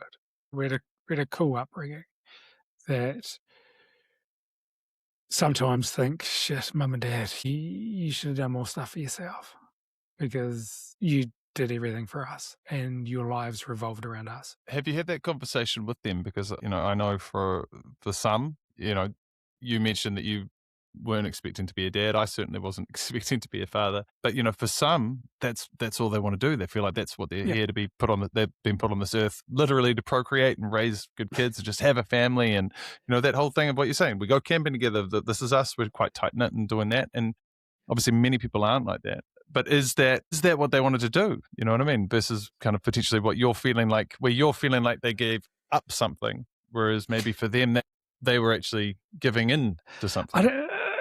I haven't, but it was the done thing as well back then. It's sort of like, grow up, get married, have kids. When I say I didn't know or didn't want to be, I didn't say I didn't want to be a father. Didn't know whether I wanted to be a father or not. It's purely because when I was going through crisis, I didn't love myself, hated myself, strong word, hated myself. So there was absolutely no way that anybody was going to love me. And there was no way that I was going to allow anyone to love me.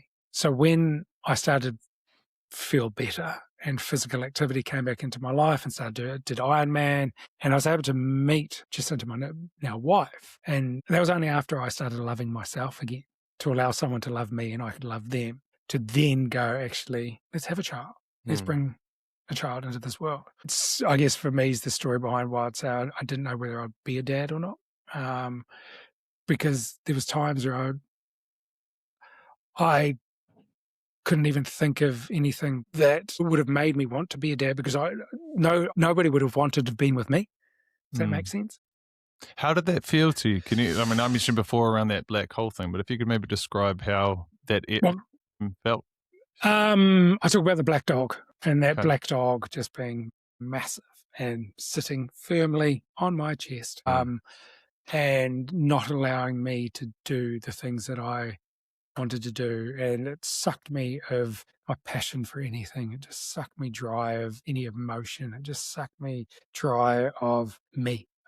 And I look back and I was like, I knew something was up. Mum and Dad knew something was up, so they were the ones that actually pushed me to go to the doctor, to have the conversation with the doctor, who went through his 15-point tick box exercise, and within 10 minutes I was diagnosed with depression and walked out the door with my Prozac. That point in time broke me.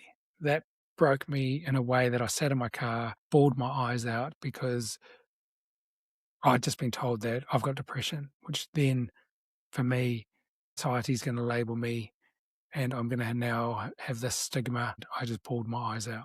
It was tough. It was a tough time to get through that, and that wasn't even rock bottom. That was on the way down. But I'd always talk about that black dog now being able to. He's firmly locked up in his kennel, but he comes out every now and then. And I know what my triggers are, and winter's one, like I said. But it was a time that I'd pull that mask on a Monday morning, go out to work, come home, finish work for the week, take the mask off, and that mask being happy, jovial Craig, come home at the weekend and just get stuck into beers and darts and pies and what have you, and just try and drown and drink my sorrows away. And then I can always remember when I knew that I was starting to be me again, because Dad, and this is why I like smart Alec, because I took the piss out of him and he had a laugh and he's like, we've got our old Craig back. Because I'd lost that. I just lost that one-line, witty, smart Alec stuff that I'd grown up. That was me. I was the clown. And I was a shell. And then when I started going counselling and put structure back in my life and set goals and started eating right and having better sleep and so on and so forth, me came out again. The Craig that everybody knew came out. And Dad, that will be something that I'll always remember, is that, we've got our old Craig back. I was like, shit. In terms of when the black dog started growing, was there a point for you in terms of like, this event happened and therefore everything's come down, or was it a gradual thing that you just didn't even really see this shadow kind of coming up and growing behind you, and then just one day actually your parents are saying you need to go to the doctor? Yeah, no, I guess it's one of those, and you asked it before, why we don't speak up or we don't seek help. I know full well now that if there's one thing in my life that's causing me grief, I'll talk about it, because I know if I don't talk about that one thing, something else is going to come along. Something else is going to come along, and they'll start piling up. So for me, I ran a business. I'd started a business up. It was pool fencing. It's doing pretty well. And then the global financial crisis hit. And it was glass pool fencing. So it was upper end. So people stopped putting pools in. And you're not putting pools in, you don't need a pool fence. Or if you're putting a pool in, you don't need a glass pool fence. So the business started going that way. I didn't talk about it. A relationship broke up. I didn't talk about it. The catalyst for everything, well, not the catalyst, the straw that broke my back was the fact that a pet of mine died. And it was just like, I look at that now going, well, in isolation, sad, very sad. It was part of the family for a long time. But having all this other stuff, the business going tits up, the relationship going tits up, and then pet dying, and then a bunch of other stuff going on, that I didn't open up and I didn't talk about, that I thought I could fix myself, that I just started internalizing and going, shit, I failed my business, I failed my partner, I failed my pet. I felt like a failure. The inner dialogue started getting worse and worse and worse. So that any happy thoughts that I may have had were just gone, that it was just all dark. And it was just like, well, now I'm worthless. Now I'm a failure. Now, da-da-da-da-da. And that's where it just kept coming. And I couldn't snap out of it. I couldn't. I believe that I was the only person in the world that was feeling that way. That there's no one else that could feel like that. There was nowhere I could get help. There was no, why would someone want to try and help me?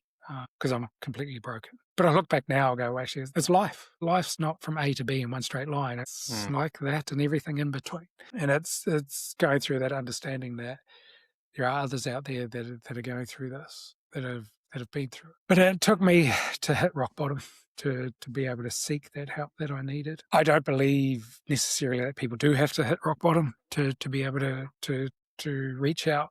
I just wish people would spend more time in that rehabilitation space and work on themselves. And I think because I'd lost my connection with the community, I wasn't playing sport anymore. I was drinking a lot because I was trying to numb the pain, and it's a depressant anyways. Eating shit food, putting a huge amount of weight on. I went up to 120 kgs, and just a whole bunch of stuff, just isolating myself from everything. My parents would phone up and say, hey, to come around for a roast dinner on a Sunday or whatever it might be, or on a Saturday evening. I'd say, no, I'm going out with my mates. My mates would be phoning up saying, hey, do you want to come out and watch the rugby on Saturday night? I'd be like, no, I'm going around to mum and dad's all the time. I'll be sitting at home by myself, locked away in my room, trying to numb the pain. And it was, I wasn't an alcoholic, but I'd drink excessive at the weekend just to get through, and then come Monday morning pulling that mask on, but also with the drinking downers. So that 2 or 3 day hangover where the alcohol's starting to come out of your system and you're feeling low, very low. Thank you for sharing, man. That's really, like I say, it's really important. As I mentioned earlier, feeling like you're the only person that's going through this, and it's kind of like you almost feel like you don't want to let people out because you don't want to be the downer at the party. But also just the fact that you're sharing that, and you're also sharing that you're feeling at the time you were feeling like you don't want to share this and you can handle this yourself, and you're the only person that can fix this. I think the more people that hear this, the more people can actually go, well, actually, everybody, to your point, this is life. Everybody goes through this. And, in the men's group that I'm in, we talk about the hero's journey, right? Like there's going to be those challenges that you need to face. And then that's part of what actually shapes you into the next stage, the next era. And one thing, one of my business partners always used to mention, like, because he'd done multiple businesses before we started Tom and Luke, he was always like, your problems never going to go away. They actually get bigger because your capacity to handle them gets bigger. But then, yeah, as you said, like when there's multiple things that kind of start coming at you and they're from across different areas of your life, it can be a very, you're sort of like trying to hold it all together and pull it all in. And maybe that's part of that thing with the men, right? Like we think that we have this capacity that's infinite. And the more that we hold it and the more rigid we are and stoic and kind of structured and holding these things, that the easier it'll be and we'll just get through it. But actually, the more rigid, when something gets more and more rigid and tense, it's bound to snap. You need to be able to bend and be fluid. And probably why the Pilates thing was such a huge success. Oh, exactly. And I guess it's the rubber band analogy. It's sort of you can stretch it as far and then it'll come back, but it won't be, if it started this size and you've stretched it, it's not going to come back to the exact same size. It's going to come back a little bit bigger. It's that resilience. You're building that resilience. And I'd never change a thing. I mean, the only thing I would change was probably the fact that it was going to be my mum's 60th birthday. But I just think I would have been able to do what I can do now, sitting here chatting to you, or work in the wellbeing space, or having started mates and met amazing people who have had amazing journeys. If I go back and go, oh, no, I don't want to have had that. It's part of me. It is part of me. And that's cool. Do you talk about this with Sterling? Like, I mean, is he of an age where he can kind of understand these concepts, and are you parenting in a way, I guess, that's kind of got some elements of mental health focus in it? I guess we do, but it's more along the lines of dad's going out to do some cool stuff with cool people type thing, because that's what we want. We want to be able to show that community piece and things. We've talked, and I guess I touched on it earlier, when he's really empathetic, and we talked. There was a conversation that we had, and it was about a young child who passed away with cancer, and I think it came on the radio. And he asked questions, genuinely interested. Jacinta and I talked to him about it, and he was sitting in the back of the car, and he's like, I've got tears in my eyes thinking about that. And I'm like, geez, okay, he's really in touch with his emotions, which is awesome, which I probably wasn't growing up. But I think at this point in time, it's more along the lines of trying to go, right, community or your friend groups and stuff. That's the cool space. That's where you can go and have those conversations. He has those conversations with my wife. We don't as of yet. And we play the sports stuff. We go and do all that stuff, which is cool. But I know there will be a time when we will start, him and I will have those conversations when he's ready for them. I know he does have conversations like that around things with my wife when she's doing the reading at night and stuff. But at the moment, not. If there's a bit around dads raising emotionally safe kids, I mean, you talked a lot about your son being quite emotionally aware, which I think is fucking great. Yeah, so, I mean, I don't know if that's a learned thing or whether it's a nature versus nurture type piece. I think one of the things I think is kids do more from what you do than what you say. So if you're having those conversations, and if you're having them openly with Jacinta, like, you know, maybe he's picking up on that, and maybe he's actually hearing his dad say, "This, I feel like this." You know.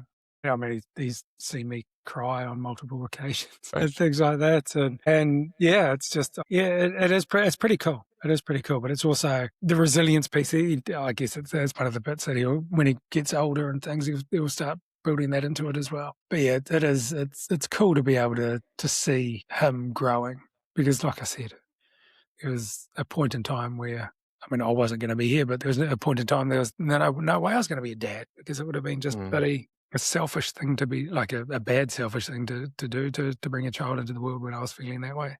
I would have sucked at being a father. Yeah. So, did you ever see your dad cry growing up? No. Well, apart from probably when my nana passed away. But recently, so in the last 6 years, he's lost 2 brothers and a sister. And that's when I've seen him. He's let the emotional barriers down, I guess, to actually start, showing that vulnerability. I guess, emotional. I guess from when I was going through, or what I was going through, and stuff like that, and had those conversations, but not openly cry. But it's I guess some of those questions that you sent through, I was like, geez, it actually had me thinking over the weekend, which was pretty cool. Because I don't often think you about that sort of stuff. I was like, shit, actually. Didn't even ask most of them. Oh, and now I've got to go and sit down with my mum and dad and go, actually, thank you for everything you've done. Mate, ask them. Like, do you feel like you gave up stuff? You know what I mean? Like, it's like, just check your perspective.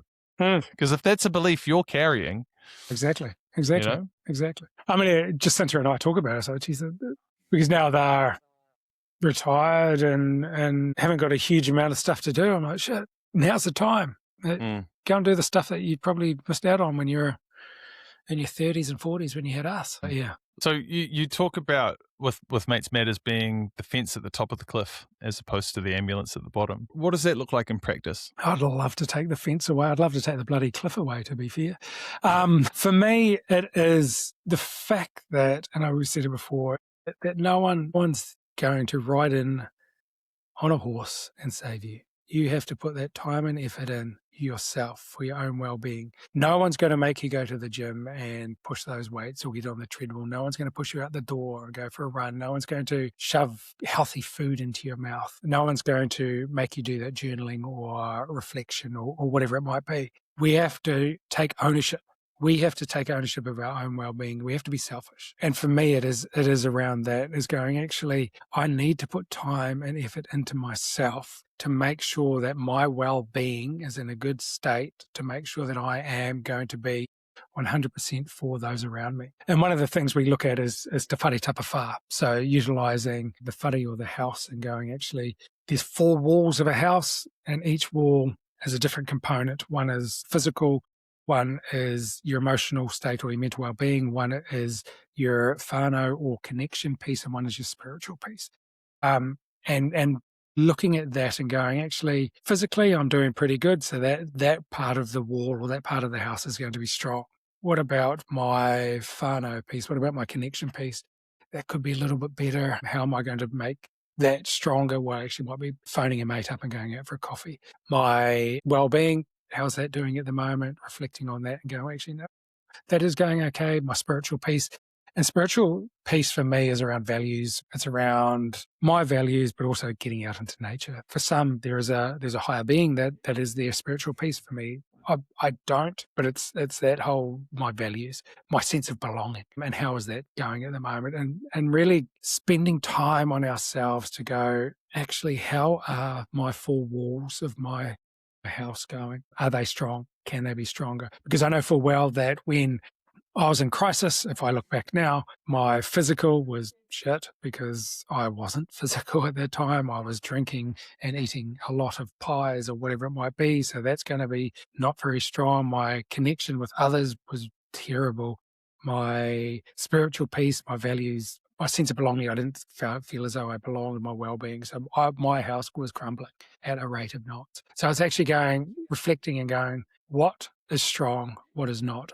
What can I work on? And that for me really is that prehab, that prehabilitation space, going, actually, if we're working on ourselves, we can be our best version of ourselves for our family, our kids, our colleagues. Then we'll take stress off the intervention, the GPs, the counsellors, the psychologists, because heaven knows we are at a crisis point with mental health in New Zealand. And it's just going, right, actually, how do we look after ourselves before it gets to that point? And then obviously there is the ALEC stuff. There is the building capability for communities around having conversations. But I think it starts with ourselves. There's only one version of us. We only get one vehicle to travel through life with. So we should be looking after it as much as we can. And that is the warrant of fitnesses. That is the changing tyres and things like that. That is the cancer checks. That is the testicular checks. That is the bloods for everything else. That is making sure that we're getting physical activity. It's just, I guess for me, I look around the community and I sometimes think, how do we get to those people that need to hear this the most? And before it's too late. It's like, actually, it is the schools, it is the classroom, it is talking to the kids and going, actually, hey, now's the time to put in plans and practices for future you. So future you can thank you. If we don't, then, I mean, a stat that will always stick with me is the fact that males live 4 years less than females in New Zealand. If you're Māori, it's 7 years less. And I'm competitive, so that's, 4 years, 208 weeks. So it means my wife's going to get an extra 208 weeks with my son. I don't want that to happen. So I'm going to be doing every bloody thing that I can to make sure that I'm in peak physical health, mentally and physically, and taking that whole holistic approach to well-being. That I'm still kicking around 80, 90, 100, beating him at tennis, golf, cricket, whatever it might be. because I think I want, that's what I want, but it excites me that I am the master of my own destiny in that space. And so with Mates Matters, like, is Mates Matters providing some tools and resources for people on an individual basis, or is it more for organizations to help foster, these conversations and to get people talking about it? Yeah. So we're not one-on-one individual stuff. That community, the organizational levels. Yes, the mental health first aid, but the mates talk. We go in, or I go in and run a program, and it can be 3 hours long. And the first half of that is some self-reflection, where people are actually given time to go, actually, how am I doing? Where am I feeling a little bit weak, or what can be strengthened? What are some goals that I can be setting for myself? We don't do that enough. And it's just trying to give people the idea, actually, to be able to have these good conversations and to build good, strong well-being in the community. We have to be strong ourselves. We can't just keep going out and helping others. We need to make sure that we're looking after ourselves as well. And by doing that self-reflection piece, it's strong and it's powerful for them to go walk away with something, go, actually, here's some goals that I can look at, or here's some things that I've got an accountability partner next to me, and they're going to check in the next couple of weeks to see how that's going. And so if I'm an organization or a sports club and I want to get in touch with you and get this in, how do we go about that? Email craig@matesmatter.org.nz. We've got the website, matesmatter.org.nz, and then obviously the social media stuff, the Facebook and the Instagram. But yeah, the email is probably the best thing, or is the easiest thing, because and then it'll be a focal. And obviously the first time we sort of talked, you mentioned that your focus at the moment is Waikato, right? Yeah. So in terms of other areas of the country, how would people get involved with this kind of work? It's the thing is, we want to be the eyelash on the giant of mental health support. There's the giants out there that are doing awesome things. We don't and we can't be that, because we're a small group of volunteers doing what we do. And we know the Waikato, we know the people. We're built here by us, for us type thing. It'll be hard for me to go into a Christchurch or Invercargill and go, hey, this is what's going on in the community. There's awesome groups doing cool things in those areas. But I mean, if the Mates Talk can be something that can be done anywhere. It can be done online as well. So if there are organisations around the country that do want to get in touch, by all means, reach out. And I'm not scared to go, actually, we're not the right fit. How about talking to this person or that person? Because we don't know everything. Because we're not just about going, actually, we want to come and we're not about just the likes or the money that we might raise from doing the programs. And so actually we need to make sure we're the right fit and we're going to be getting the best out of your people with these conversations. So it might be a matter of a chat going, actually, what do you want? Is it a mental health first aid, or is it more of a Mates Talk, or is it something else? Hey, that might not be us, but here's the people that you can reach out to. Because, like I say, we want to be the eyelash, and we can signpost. We will go, right, here's the right people to go and talk to, because we're never going to say that we know everything, because we don't. Earlier in the conversation, we talked about sort of a pinpointing of when we became quite isolated. Can we guess? Can we guess when that was? Like I totally agree with you, 100%. I mean, like, COVID definitely has shifted the expectations on work. It's shifted expectations in community. It's almost made it okay to do exactly what you did in terms of people calling you saying, "Hey, come out for a beer," and you're saying, "No, I'm with my mum." Parents calling saying, "Come out for dinner," and "No, I'm with my mates." Like, that's almost normalized now because of COVID. 100%. For me, I see it as being a bit of a sense that, and then you add on top of it the global conflicts that are going on at the moment in the last couple of years. And of course, even now, the post-COVID inquiry, there's a whole bunch of division about like who was right, how we did these things, right? So that's dividing us. And I'm just constantly, whenever I think of the word divide with a people, I'm always thinking divide and conquer. So I'm going, who's trying to conquer us and who's coming in? And for me, I'm going, we're a small, isolated island in the bottom of the South Pacific. And if we are divided and isolated, and with everything that's going on in the world, and we didn't used to be, right? We used to be very united. I mean, I think back to, what my parents went through, in the 80s in terms of like the Springbok tour, the Rainbow Warrior and all that sort of stuff, where is the 80s and 90s, we were quite a great nation. And then, everybody's there together. We're all supporting all the sports teams and everything. Team New Zealand, the 1995 America's Cup. That's it. All of this stuff. And then now we're split. So how do we start to rebuild connection and trust, especially if we're now also seeing a generation, the kids that were in COVID and they're in their sort of their late teens, the 16, 17-year-olds that went through COVID that didn't get an opportunity to go out, with entering either in university or even on their OE and experiencing the world at that crucial age, that for them it's normal to be at home and not to talk to people. Jeez. I mean, for me, it also drove a lot of hate. And opinions. I mean, it's crazy. Opinions are like arseholes. Everybody's got one.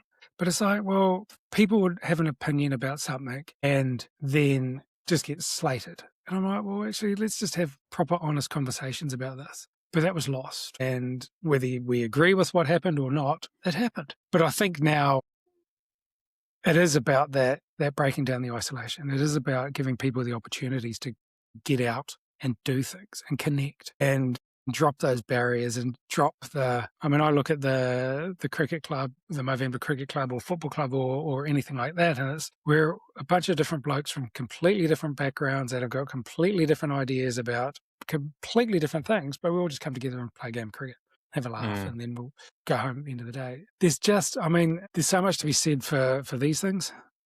And how quickly people can jump on someone else for not doing something. And tall poppy syndrome is alive and well in New Zealand, which sucks. And I'm not answering the question here because I don't actually have the answer. But I just look at that. I just look at someone like Liam Lawson, for example, doing wonderful things for New Zealand in Formula One. Doesn't have a good race whenever it is, and people just jump on him. And I just read bloody comments, and it's just like, yeah. How can someone sit there and write that about somebody else when you don't even know them? And is it even a someone? This is it. Part of the problem. But this is it. And I'm just like, well, if it is a someone, what happens if your partner or work colleague or child reads what you've written about them? And I'm just like, but it's just, we're really, really quick to jump on people because if we think they've done wrong or without hearing their side of the story or whatever it might be, everything's just so instant. And it is, everything is instant. But I've completely not answered non-committally the question, but it's to break down the isolation is by giving people the opportunity to get out, to be able to create those moments, to be able to find what blows their hair back, what floats their boat, what they're passionate about. Is it the sport? Is it reading books? Is it the reading books could be going to book club? Is it whiskey tasting or whatever it is? Giving people those opportunities again to be able to do that without judgment. Because I think a lot of the time now we're being judged. We feel as though we're being judged. And I still do it. It's a bloody hard one because you can pinpoint it. It was like when we were in lockdown broke me.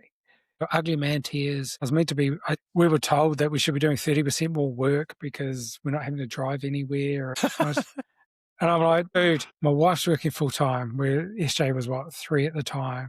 So we're trying to look after him and being told that you should be doing 30% more work.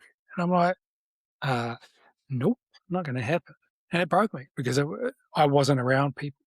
And there was times when I'd just go into the room and start bawling my eyes out because that's what I missed. That was the piece of my puzzle. That was the part of my house, the one of my walls that was crumbling. And it's just trying to get to people to go, what does well-being mean to you? What does good well-being look like? And how can you work on that? And it might be that connection piece. Well, actually, we need to give people the opportunity to be able to get out and do that. Sorry, I did not answer the question because I'd love to go, actually, shit, this is it. But I just don't know because those that had social anxiety absolutely loved COVID because they could stay home. Whereas there's a great South Park. I only just watched it. Maybe I think it was during the school holidays earlier this year. But the South Park COVID episode, they did 2 COVID specials during, I don't know, it might have been 2021 or 2022. And I hadn't seen them yet, but Cartman is just sitting there going like, "This is great. We're going to be at home. I don't like." And then he just, my computer, my internet's cutting out. I can't join the class. And then he just puts a picture up of him frozen and he goes off and just eats his cheesy pips. So yeah, you're right. Like, this is what I mean. Like, so many people, for some people, thrive in it. And then as you say, like, even in, let's say, the real world, many people don't, and they are left. And then that's also a cause of that anxiety. I really appreciate what you said right at the start. Like, we are social beings. Our entire evolution is based on our ability to come together, work together, to problem solve together. Hey, where's food going to come from? Hey, the season's changing. We're going to need to, knuckle down. Oh, we're going to need some clothing. Okay, I don't know how to make clothes. That's your job. Cool. I'm the hunter. I'm the one that's going to go and defend us. I'm the one that's going to go and have the conversation and do the trade deals with that. Exactly. Like, everybody has a different role within the community. And like, now maybe it's a sign, or maybe it's a byproduct of overpopulation in terms of we've got so many people. But for me, I also kind of feel like the isolation piece also further kind of encourages this idea or this perception that we need to be able to have all of the answers and we need to do everything. It's a superhero mentality, and we've had 15 odd years of the Avengers films and all of that, and everybody wants to be the superhero. But at the end of the day, all of the individual superhero films, they all come together to be the Avengers, and then they all play their own role to do that. And so, even for me with Better Dads Club, it's kind of, I don't have all the answers for this. Hearing you sort of saying you're making these mistakes, you're learning as you go, this is really beneficial for me. And so I hope it is for other dads as well. And, I've got my own, I know from my experience with training people that what works for me isn't going to work for everybody. And I try my best with my clients to establish a routine that's going to work for them with their circadian rhythms, get them eating the right kind of food, because not everybody's going to do well on a predominantly meat diet. Not everybody's going to do well on a predominantly vegetable-based diet, which is why kind of this whole thing of, everybody needs to do that and everybody needs to do that. And one of my mentors, he talks quite specifically about, podcasts where here's the study and we did this and therefore this is the way to do it. But we also know that a lot of the studies, it's really only like 60, maybe 80% of people that get the positive results. And there's still that margin of 20 to 40% of people, for example, high intensity exercise in the morning. There's a huge cohort of people out there who, if they get up at 6 a.m. and they go and do high intensity exercise, they're going to be doing more damage to their body. It's going to stress them out even further. They're going to gain weight and they're going to be broken down, and it's actually worse for them to do that. So, it's understanding that, you don't have to do what everybody else is doing. But exactly. I agree with you in terms of the sports. I think that's a great thing. I haven't played sports myself in a long time, and that's definitely something that I miss. I recognize that, when I was in high school and I was rowing, like, just the community we had of rowers. And if you're a rower out there, you know what I mean, right? It's just, this is this super hard thing that we do, and we go hard for sort of 6 to 8 minutes. And then we've got a couple of hours off and we're at a regatta and it's all fun. You're playing guitars and there's a big sense of community there, but then there's, for the people that don't play it. I mean, as you were talking before, I'm thinking about my grandma. So when I was growing up, my grandma had art classes and I went to a couple of them with her sometimes, and it's just, that was a community. But now we've got, as we say, this is part of that danger piece with AI and with the technology that we have. There is the ability to just stay home, the ability to do, there's a course for everything online. So you can sit and you can do an online course. And as one of my fitness mentors talks about, it's like you can do all of the online courses that you want. But when you're in a workshop with people and you have different bodies to work on, you get the real world experience of, for example, leg length discrepancies when you're talking about hip malalignment. And that's the practical hands-on stuff that is not taught in an online course. And so getting into a room together, obviously the work that you do with the mates chats, and even going into organizations and talking about the mental health first stage and getting people into the room to talk to other people and not talking to an AI chat GPT. I want you to pretend like I want you to imagine you're the world-class psychologist. Actually having those real world things is what we need to do. And as we get more and more allow technology to come on board to take over our jobs, then we do need to remember and have that remembering that, okay, the reason why that's happening, and the whole thing, with my generation growing up, possibly with you too, like, we're not going to have to work, we're going to have all of this great stuff, is so that we can get out and we can be in the communities and we can do the physical activities together, we can build stuff, we can problem solve, we can support each other. And obviously things like cost of living, which is going on right now. In my head, I'm kind of thinking, well, where's our, in World War II, they had victory gardens, which then I think is kind of developed into community gardens and that sort of thing. But men, we need to be leading that as well. We need to be actively going, okay, cool. Well, actually, this is a problem. And it's not just about me and my family. Like, yes, look after your own house, but actually, I've got friends that are going to be going through this too. So how do we together, many hands make light work, but how do we together move through this? And what's to come over the next sort of couple of years. Yeah, and I absolutely. But I also think a lot of people have just become comfortable with this is the norm now. I don't have, you've said it. You don't have to, you don't have to leave your house to get your food. You don't have to leave your house to do your online courses. You don't have to leave your house to talk to someone. And people have just become so comfortable with that. I don't believe anything good comes with being comfortable. You've got to step outside and be uncomfortable. You look at, I guess, with PT work, you're not going to make changes if you're just going to go and do the same thing constantly. You have to become you've got to embrace the uncomfortable nature of doing high intensity workouts or whatever it might be. Or sometimes the uncomfortable, I guess where I'm going with this is actually turning up to an event where you don't know anybody, or chucking your hand up to say, yeah, I'm going to play a football game with a bunch of people that I don't know,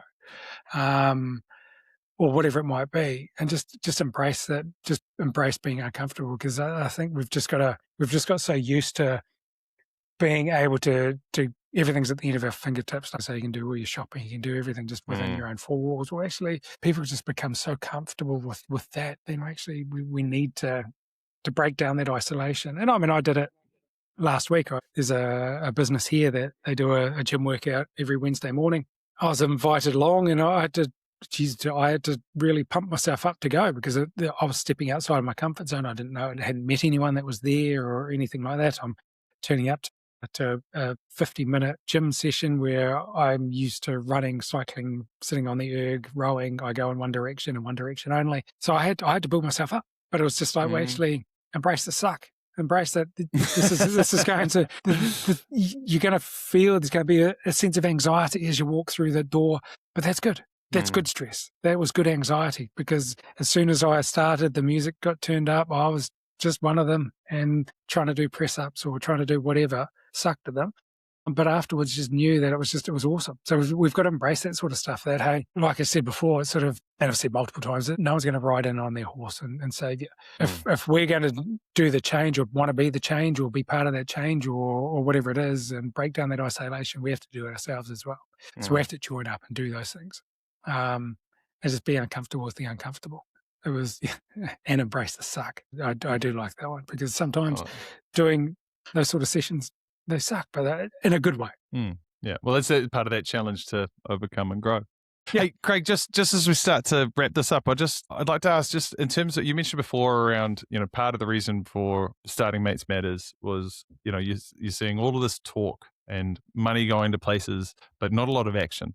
So I guess in general, what changes would you like to see in New Zealand when it comes to men's mental health? That we take ownership, that men take ownership, that we understand that we live 4 years less. We are dying too young of testicular cancer. We're dying too young of prostate cancer. We have the highest rates of suicide, all preventable stuff. All stuff that we can take ownership of, and understanding that we now have the opportunity. We have the opportunity to do that, because there are the tools out there to be able to do that. It doesn't cost anything. We can learn how to have those conversations. When we are at the doctor, we can have the blood tests for prostate cancer. We don't need to be checking the size of the doctor's fingers to make sure that it's going to be uncomfortable or not. It's understanding that and having those conversations with our mates and go, dude, I'm 45, I'm 48 or 55, whatever. Have you had your prostate checked? Have you checked? And the younger guys, the 18 to 24-year-olds, having conversations with their mates.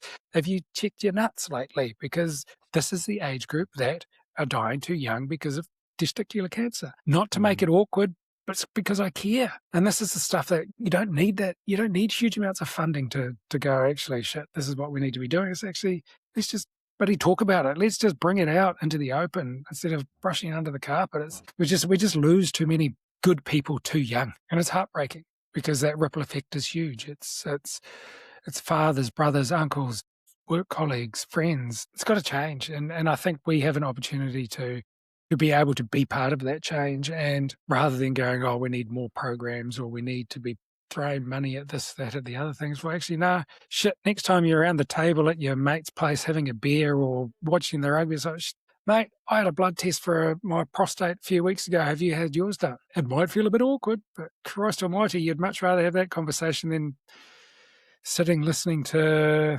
their marching out pretty tune with them in a coffin type thing. It's the reality of it. We've just got to man up and take ownership, I believe. Yeah. Right on. All right, Craig. Well, look, on that, I mean, just another little quick one. You've mentioned it before, but just I think kind of to end it, where can people find you and learn more about Mates Matter? So Mates Matters, email, so craig@matesmatter.org.nz, or our website, matesmatter.org.nz as well, Instagram and Facebook, and also LinkedIn as well. Even just look me up on LinkedIn. I throw posts up there, whether it's about menopause, whether it's about redundancy, whether it's about mental health, whatever it is. I think one of my latest ones was about cling film and how that I can't use it because I gave up on the fitted sheets. There we go. The fitted sheets, not the shitted sheets. The fitted sheets, because I can't fold them. So I gave up on those and went to cling film. I can't use cling film either. So, I write anything and everything on LinkedIn. Just what you see is what you get with me. Great. Awesome, man. I'll put that into the show notes. So obviously anybody watching or listening can do that. Brilliant. And if you're an organisation out there and they want to get in touch about getting you in for some mental health first aid, there's also mental health first aiders across the country. 100%. So I facilitate it, but if there are organisations down south or up north or wherever it is that they would like MHFA run, there's facilitators from Kaitaia to the Bluff to run the programs as well. Great. Okay, fantastic. Awesome. All right, Craig Bulloch, thank you very much for coming on to the Better Dads Club podcast today. I appreciate your time, and it's been a lovely chat, and definitely got way over time from what I expected. That's all good. But definitely feel like we covered a lot. And again, thank you. Perfect. Thank you. Cheers, Craig. Keep doing what you're doing, bud.